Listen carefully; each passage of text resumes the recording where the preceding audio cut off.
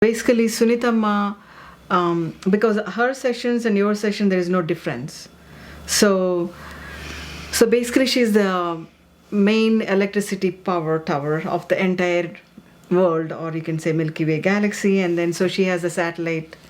So she's trying to make you as a satellite for the last 17 years, right? So that's why I didn't see any difference when you did. I had a glow in my face after your session. I felt like, oh my God, I was so silent in my mind and my face was glowing, like as if I was like 20 years back. So basically they are channels of, they keep their satellite channels, right? Is that is that how it works? Sookshma? It's a fantastic analogy. And this is what Sunita Amma always says about Sookshma meditation. She says Sookshmas of the universe. Okay. She addresses everyone as Sookshmas of the universe. Mm-hmm. And when she says Sookshmas of the universe, she's not just addressing people like me who have done Sookshma meditation or people like you who have just started on Sookshma meditation. Mm-hmm. She's actually saying everyone is a Sookshma. Mm-hmm. And in your words, everyone is that satellite. Mm-hmm. Everyone has that potential. Mm-hmm. Just like every satellite that goes into the outer space, mm-hmm. and being able to transmit the information from there onto the earth, mm-hmm. which we are using on a day-to-day basis for our benefit in our lives, mm-hmm.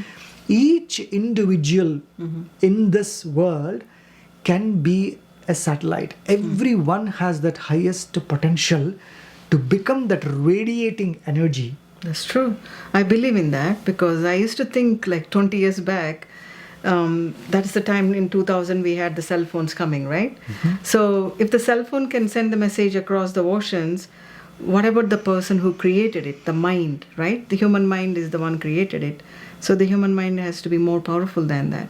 So we can, the moment we think, the thought goes to somebody and they call us immediately. If we have a positive thought about somebody and across the ocean, they get the vibration right away. It's not like a coincidence. We call it as a coincidence, but that's not true.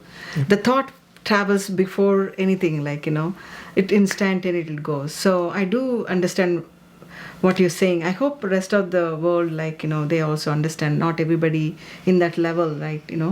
So I appreciate if you can elaborate to the rest of the world in the same manner, like they can understand. Absolutely. No, you actually explained it very well, Dr. Sailaja. In fact, if you look at the other book, which we'll probably talk in another episode or another time, the title of the book is Ancient Sage for Silicon Age. We'll come to that. Right? Yes. And then the purpose of that book was basically to help people understand, hey, we humans have actually discovered and created a silicon chip. And as you just mentioned, that silicon chip is what drives your mobile phone, your laptop, your iPad. Any communication device in this world is driven with that silicon chip. Now, silicon chip was created by us humans, and today we are like wowed by its powers, wowed by its capacities and capabilities, how we can communicate in a split of a second.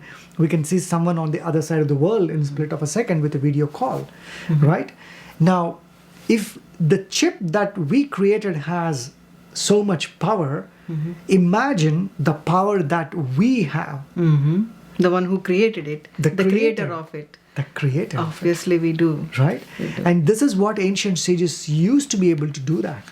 Right? Ancient sages used to transcend this limitation of body and mind and being able to connect to that higher vibration and then be able to communicate and kind of decipher what is happening around the globe, right? And we'll talk more on that probably when we look into the ancient sage.